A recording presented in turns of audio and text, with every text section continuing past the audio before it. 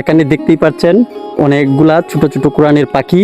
তো তাদেরকে কিন্তু আজকে আমি একটু ব্যতিক্রমভাবে তাদেরকে প্রশ্ন করব, দেখব আমার আত্মবিশ্বাস, যেহেতু ওরা মাদ্রাসায় পড়ালেখা করে অল টাইম কুরআনুল কারিমের সাথে ওদের সম্পর্ক, সুতরাং ওরা আমার প্রশ্নের জবাব দিতে পারবে, সেটা আমার দীর্ঘ বিশ্বাস। তারপর বন্ধুরা, আমি আপনাদেরকে দেখাতে চাচ্ছি তাদেরকে কিন্তু এখন একটি একদম কঠিন একটা প্রশ্ন করব, যেহেতু এরা ছোট ছোট অনেক মানুষ। তো আমার প্রশ্ন হচ্ছে,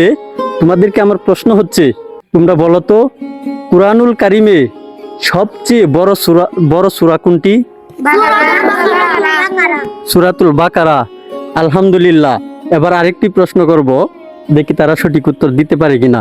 তো আমার আরেকটা প্রশ্ন হচ্ছে, কুরআনুল কারিমের সবচেয়ে ছোট সূরা কোনটি? সূরাতুল কাউসার। মাশাআল্লাহ, মাশাআল্লাহ, আলহামদুলিল্লাহ। আল্লাহ পাক রব্বুল আলামিন সকলেই ওদের জন্য দোয়া করবেন, আল্লাহ পাক রব্বুল আলামিন যেন ওদেরকে সঠিক জ্ঞান এবং ভালো এলেম আল্লাহ পাক রব্বুল আলামিন যেন ওদেরকে দান করে। আমিন।